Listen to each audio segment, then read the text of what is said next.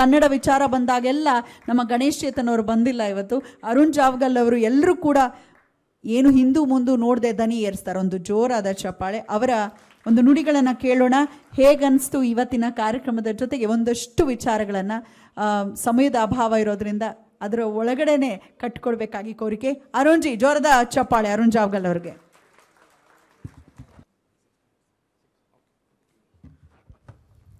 ಎಲ್ರಿಗೂ ನಮಸ್ಕಾರ. ಮೊದಲಿಗೆ ಜ್ಞಾನ ಅವರು ತುಂಬ ಒಂದಷ್ಟು ವಿಚಾರಗಳನ್ನು ಹೇಳಿದರು. ಅಂದರೆ ಭಾರತ ಕಟ್ಟಿರೋದ್ರಲ್ಲಿ ಕನ್ನಡಿಗರ ಪಾತ್ರ ದೊಡ್ಡದು ಅನ್ನೋದ್ರ ಬಗ್ಗೆ ಒಂದಷ್ಟು ವಿಚಾರಗಳನ್ನ ಹೇಳಿದರು. ಪಟೇಲ್ ಅವರು ಭಾರತ ಒಕ್ಕೂಟ ಕಟ್ಟೋದಕ್ಕೆ ಹೊರಟಾಗ ಅವರಿಗೆ ಒಂದು ವಿಮಾನ ಕೊಟ್ಟು ಆ ವಿಮಾನದ ಮೂಲಕ ಭಾರತದಲ್ಲೆಲ್ಲ ಓಡಾಡಿ ಬೇರೆ ಬೇರೆ ರಾಜ್ಯರ ಜೊತೆ ಮಾತಾಡಿ ಅವರಿಗೆ ಭಾರತ ಒಕ್ಕೂಟ ಸೇರ್ಕೊಳ್ಳೋದಕ್ಕೆ ಅವಶ್ಯಕತೆ ಇರೋ ಹಾಗೆ ಒಂದಷ್ಟು ವಿಮಾನ ಕೊಟ್ಟು ಒಂದಷ್ಟು ಹಣ ಸಹಾಯ ಮಾಡಿ ಕೆಲಸ ಮಾಡಿದ್ದು ನಮ್ಮ ಮೈಸೂರಿನ ಜಯಚಾಮರಾಜೇಂದ್ರ ಒಡೆಯರ್ ಅವರು.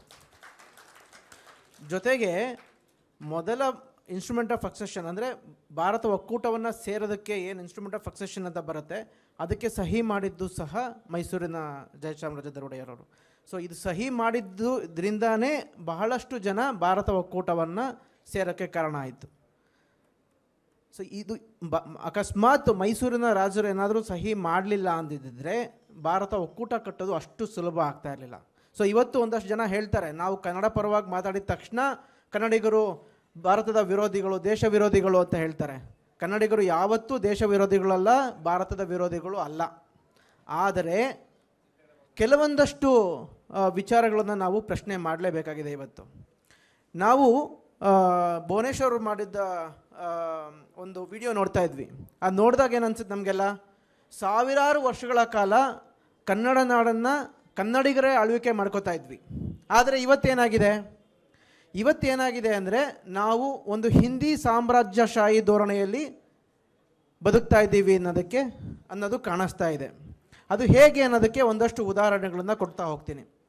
ಇವತ್ತಿನ ರಾಜಕೀಯ ವ್ಯವಸ್ಥೆ, ಕರ್ನಾಟಕಕ್ಕೆ ಸಂಬಂಧಪಟ್ಟ ಕಾನೂನುಗಳನ್ನು ಮಾಡೋದು ಯಾರು ಅಂದರೆ ಬಹುತೇಕ ಅಂಶಗಳ ಮೇಲೆ ಕಾನೂನು ಮಾಡ್ತಾ ಇರೋದು ದೆಹಲಿಯ ಲೋಕಸಭೆಯಲ್ಲಿ ಕರ್ನಾಟಕಕ್ಕೆ ಸಂಬಂಧಪಟ್ಟ ಬಹುತೇಕ ಅಂದರೆ ಮೊದಲಿಗೆ ನಾವು ಭಾರತ ಒಕ್ಕೂಟ ಸೇರ್ಕೊಂಡಾಗ ಕೆಲವು ಅಂಶಗಳ ಮೇಲೆ ಕಾನೂನನ್ನು ಮಾಡ್ತಾಯಿದ್ರು. ಕೇಂದ್ರೀಕರಣ ಅಂದರೆ ಅಂಶಗಳು ಒಂದೊಂದಾಗಿ ಕೇಂದ್ರ ಪಟ್ಟಿಗೆ ಹೋಗಿ ಇವತ್ತು ಕೇಂದ್ರ ಪಟ್ಟಿ ಅನ್ನೋದು ದೊಡ್ಡದಾಗಿ ಪ್ರತಿಯೊಂದು ವಿಚಾರದಲ್ಲೂ ಭಾರತ ಸರ್ಕಾರದಲ್ಲಿ ಅಥವಾ ಪಾರ್ಲಿಮೆಂಟಲ್ಲಿ ಕೂತ್ಕೊಂಡು ಕಾನೂನುಗಳನ್ನು ಮಾಡ್ತಾರೆ.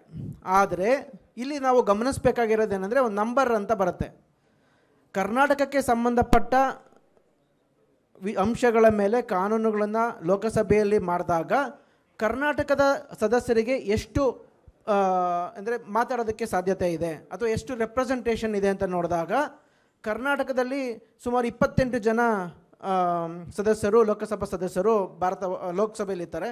ಅದೇ ಥರ ಒಟ್ಟಾರೆಯಾಗಿ ಒಂದು 543 ಜನದಲ್ಲಿ ಬರೀ 28 ಜನ ಮಾತ್ರ ಕರ್ನಾಟಕದವರು ಅಲ್ಲಿ ರೆಪ್ರೆಸೆಂಟೇಷನ್ ಇದೆ ಅಷ್ಟೇ. ಅಂದರೆ ಕರ್ನಾಟಕಕ್ಕೆ ವಿರುದ್ಧವಾಗಿ ಕಾನೂನುಗಳನ್ನು ಮಾಡಿದರೂ ಸಹ ಅದು ಪಾಸ್ ಆಗೋದಕ್ಕೆ ಈಸಿ ಆಗುತ್ತೆ. ಅಂದರೆ ಇಲ್ಲಿ ನೋಡಿದರೆ ಭಾರತ ಒಕ್ಕೂಟದಲ್ಲಿ ಹಿಂದಿ ಭಾಷಿಕರ ಸಂಖ್ಯೆ ಜಾಸ್ತಿ ಇದೆ. ಅಂದರೆ ಲೋಕಸಭೆಯಲ್ಲಿ ಅವರ ಸಂಖ್ಯೆ ಜಾಸ್ತಿ ಇರೋದ್ರಿಂದ ಅವರಿಗೆ ಬೇಕಾಗಿರೋ ಥರ ಕಾನೂನುಗಳನ್ನು ಮಾಡ್ಕೋತಾ ಇದ್ದಾರೆ. ಅದು ಬಹಳಷ್ಟು ವಿಚಾರದಲ್ಲಿ ಕಾಣಿಸುತ್ತೆ.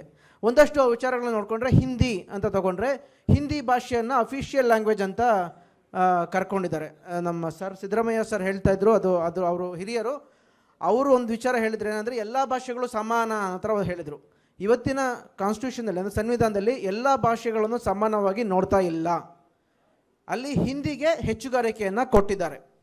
ಆ ಹಿಂದಿಗೆ ಹೆಚ್ಚುಗಾರಿಕೆ ಕೊಟ್ಟಿರೋದ್ರಿಂದ ಬಹಳಷ್ಟು ಸಮಸ್ಯೆಗಳು ಉದ್ಭವ ಆಗ್ತಾ ಇದೆ. ಅದು ಬೇರೆ ಬೇರೆ ವಿಚಾರಗಳನ್ನು ತಗೊಂಡ್ರೆ, ಒಂದು ಆಡಳಿತದ ವಿಚಾರ ತಗೊಂಡ್ರೆ ಆಡಳಿತದಲ್ಲಿ ಹಿಂದಿನಲ್ಲೇ ಆಡಳಿತ ನಡೆಯುತ್ತೆ. ಭಾರತ ಸರ್ಕಾರದ ಆಡಳಿತ ನಡೆಯೋದು ಬರೀ ಹಿಂದಿ ಭಾಷೆಯಲ್ಲಿ ಮಾತ್ರ. ಹಿಂದಿಯೇತರ ಜನರು ನಾವು ತೆರಿಗೆ ಕಟ್ತೀವಲ್ವಾ, ನಾವು ತೆರಿಗೆ ಕಟ್ಟಿದರೆ ತೆರಿಗೆ ಹೇಗೆ ಡಿಸ್ಟ್ರಿಬ್ಯೂಟ್ ಆಗುತ್ತೆ ಅನ್ನೋ ವಿಚಾರ ಆಗಬಹುದು. ಅಥವಾ ಭಾರತ ಸರ್ಕಾರದ ನಾಗರಿಕ ಸೇವೆಗಳು ಹೇಗೆ ಅಂದರೆ ನಾಗರಿಕ ಸೇವೆಗಳು ಹಿಂದಿಯೇತರ ಜನರಿಗೆ ಸಿಗುತ್ತಾ ಅಂದರೆ ಸಿಗ್ತಾ ಇಲ್ಲ. ಅಂದರೆ ನಮ್ಮ ಲಕ್ಷಾಂತರ ಕೋಟಿ ತೆರಿಗೆ ಕೊಟ್ಟರೂ ಸಹ ನಾವು ಭಾರತ ಸರ್ಕಾರಕ್ಕೆ ನಮ್ಮ ಯಾವುದೇ ಅಂದರೆ ನಮ್ಮವ್ರು ಯಾರೋ ಓದಬೇಕು ಏನೋ ಒಂದು ಅದ್ರ ಬಗ್ಗೆ ತಿಳ್ಕೋಬೇಕು ಅಂದರೂ ಸಾಧ್ಯತೆಗಳು ಇಲ್ಲ. ಅದೇ ಥರ ಉದ್ಯೋಗದ ವಿಚಾರಕ್ಕೆ ಬಂದರೆ ಉದ್ಯೋಗದಲ್ಲಿ ಮತ್ತೆ ಹಿಂದಿಯವರದೇ ಪ್ರಾಬಲ್ಯ. ಯಾವುದೇ ಕೇಂದ್ರ ಸರ್ಕಾರದ ಉದ್ಯೋಗ ಪರೀಕ್ಷೆಗಳನ್ನು ತಗೊಂಡ್ರೆ ಅದು ಬಹುತೇಕ ಹಿಂದಿ ಮತ್ತು ಇಂಗ್ಲೀಷ್ನಲ್ಲಿರುತ್ತೆ. ಹಿಂದಿಯವರು ಹಿಂದಿನಲ್ಲಿ ಬರೋದು ಸುಲಭವಾಗಿ ಆಯ್ಕೆಯಾಗೋದಕ್ಕೆ ಸಾಧ್ಯತೆ ಆಗ್ತಾ ಇದೆ. ಇನ್ನು ಮುಂದಕ್ಕೆ ಬಂದು ಕಲೆಯ ವಿಚಾರಕ್ಕೆ ಬಂದರೂ ಅಲ್ಲೂ ಸಹ ಹಿಂದಿ ಸಿನಿಮಾ ಅಂದರೆ ಇಂಡಿಯನ್ ಸಿನಿಮಾ, ಕನ್ನಡ ಸಿನಿಮಾ ಅಂದರೆ ಅದು ರೀಜ್ನಲ್ ಸಿನಿಮಾ, ತಮಿಳ್ ಸಿನಿಮಾ ಅಂದರೆ ಅದು ರೀಜ್ನಲ್ ಸಿನಿಮಾ. ಯಾಕೆ ಕನ್ನಡವನ್ನು ಇಂಡಿಯನ್ ಸಿನಿಮಾ ಅಂತ ಕರೆಯೋಕ್ಕೆ ಬೇಜಾರಾ, ಅಥವಾ ತಮಿಳನ್ನ ಇಂಡಿಯನ್ ಸಿನಿಮಾ ಅಂತ ಕರೆಯೋಕ್ಕೆ ಬೇಜಾರಾ, ಅಥವಾ ಹಿಂದಿಯ ಕಲಾವಿದರಿಗೆ ಸಿಗೋ ಗೌರವ ಹಿಂದಿಯೇತರ ಕಲಾವಿದರಿಗೆ ಸಿಗ್ತಾ ಇಲ್ಲ. ಸೊ ಅದೇ ಥರ ಬೇರೆ ಬೇರೆ ವಿಚಾರಗಳನ್ನ ತೊಗೊಂಡು ಒಂದೊಂದಾಗಿ ಬಂದರೆ ಅಡ್ಮಿನಿಸ್ಟ್ರೇಷನ್ ಆಗ್ಬೋದು ಅಥವಾ ಮೀಡಿಯಾ ಅಂತ ತೊಗೊಂಡ್ರೂ ಸಹ ಇವತ್ತು ಹಿಂದಿ ನ್ಯೂಸ್ ಚಾನೆಲ್ಗಳನ್ನು ರಾಷ್ಟ್ರೀಯ ಮಾಧ್ಯಮ ಅಂತ ಕರ್ಕೋತೀವಿ. ಅದೇ ಥರ ಕನ್ನಡ ಮಾಧ್ಯಮವನ್ನು ಪ್ರಾದೇಶಿಕ ಮಾಧ್ಯಮ. ನಮಗೆ ನಾವೇ ಯಾಕೆ ಕರ್ಕೋತಾ ಇದ್ದೀವಿ? ಅಲ್ಲಿ ಒಂದಷ್ಟು ಜನ ಅದನ್ನು ಹುಟ್ಟಾಕ್ತಾ ಇದ್ದಾರೆ, ಹಿಂದಿ ಮಾಧ್ಯಮಗಳನ್ನು ರಾಷ್ಟ್ರೀಯ ಮಾಧ್ಯಮ ಅನ್ನೋ ಥರ ಹುಟ್ಟಾಕ್ತಾ ಇದ್ದಾರೆ. ಅದನ್ನು ನಾವು ಎಷ್ಟು ದಿನ ಒಪ್ಕೋಬೇಕಾಗತ್ತೆ? ಅದನ್ನು ಒಪ್ಕೊಂಡು ನಾವು ಎಷ್ಟು ದಿನ ಹಿಂದಿಯೇತರ ನಾಗರಿಕರು ಎರಡನೇ ದರ್ಜೆಯ ನಾಗರಿಕರಾಗಿ ಬದುಕಬೇಕಾಗತ್ತೆ ಅನ್ನೋದನ್ನು ನಾವು ಪ್ರಶ್ನೆ ಮಾಡ್ಕೊಳ್ಳೇಬೇಕಾಗತ್ತೆ. ಜೊತೆಗೆ ಈಗ 2026ಕ್ಕೆ ಏನಾಗುತ್ತೆ ಅಂದರೆ ಒಂದಷ್ಟು ಡಿಲಿಮಿಟೇಷನ್ ಅಂತ ಆಗುತ್ತೆ. ಆ ಡಿಲಿಮಿಟೇಷನ್ ಆದಮೇಲೆ ಕನ್ನಡ ಸದಸ್ಯರ ಸಂಖ್ಯೆ ಇನ್ನೂ ಕಡಿಮೆ ಆಗುತ್ತೆ. ಲೋಕಸಭೆಯಲ್ಲಿ ಸುಮಾರು 800ಕ್ಕೂ ಹೆಚ್ಚು ಸದಸ್ಯರಾಗ್ತಾರೆ. ಅದಾದಮೇಲೆ ಇನ್ನೂ ಅಂದರೆ ಇಲ್ಲಿ ಕರ್ನಾಟಕದಲ್ಲಿ ಒಂದು 40 ಜನ ಆಗ್ತಾರೆ ಅನಿಸುತ್ತೆ. 40 ಜನ ಆದರೆ ಅಗೇನ್ 1% ಅಷ್ಟು ರೆಪ್ರೆಸೆಂಟೇಷನ್ನು ಕನ್ನಡಿಗರದು ಕಡಿಮೆ ಆಗುತ್ತೆ. ಸೊ ಒಟ್ಟಾರೆಯಾಗಿ ನೋಡಿದಾಗ ನಮ್ಮಲ್ಲಿ ಏನಾಗ್ತಾ ಇದೆ ಅಂದರೆ ದಿನದಿಂದ ದಿನಕ್ಕೆ ನಾವು ನಮ್ಮ ರೆಪ್ರೆಸೆಂಟೇಷನ್ನ ಕಳ್ಕೊಂಡು ಹಿಂದಿಯವರು ಅಂತ ಕರೆದಾಗ ನಾನು ಸಾಮಾನ್ಯ ಹಿಂದಿಯವ್ರ ಬಗ್ಗೆ ಮಾತಾಡಲ್ಲ. ಸಾಮಾನ್ಯ ಹಿಂದಿಯವ್ರ ಪಾಪ ಅವ್ರಿಗೇನು ಅವರು ಓಟ್ ಆಗ್ತಾ ಇದ್ದಾರೆ ಅಷ್ಟೇ.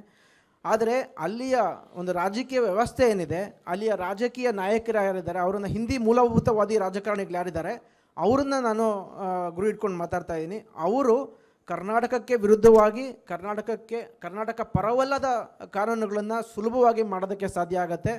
ಸೊ ಅದನ್ನು ನಾವು ಕನ್ನಡಿಗರೆಲ್ಲ ದನಿ ಎತ್ತಲೇಬೇಕಾಗತ್ತೆ. ಆ ದನಿ ಎತ್ತಿ ಕನ್ನಡ ಪರವಾಗಿ ನಾವು ಒತ್ತಾಯ ಮಾಡೋ ನಿಟ್ಟಿನಲ್ಲಿ ನಾವು ಕೆಲಸ ಮಾಡಬೇಕು ಅಂತ ಹೇಳೋದ್ರ ಮೂಲಕ ನನ್ನ ಮಾತನ್ನು ಮುಗಿಸ್ತೀನಿ. ಧನ್ಯವಾದಗಳು.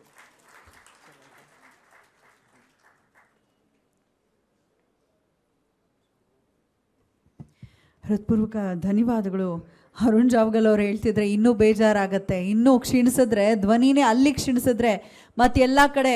ಆಗಲೇ ಸಿದ್ದರಾಮಯ್ಯ ಸರ್ ಅವರು ಹೇಳಿದ್ರು ಒಂದು ಮಾತನ್ನು, ಬ್ಯಾಂಕಿಗೆ ಹೋಗಿ ಹಿಂದಿಯ ಮುಖ್ಯಸ್ಥರು ಹಿಂದಿಯವರೇ ಕೆಲಸ ಮಾಡೋರು ಜಾಸ್ತಿ, ರೈಲ್ವೇಸ್ಗೆ ಹೋಗಿ ಅವರೇ ಇದ್ದಾರೆ, ಎಲ್ಲ ಕಡೆ ಅವರೇ ಬರ್ತಿದ್ದಾರೆ, ಯಾರು ಎಲ್ಲಿ ಬೇಕಾದ್ರೂ ಬರಲಿ, ಆದರೆ ಕನ್ನಡ ಕಲೀಲಿ ಅನ್ನೋದು ನಮ್ಮ ಭಾವ.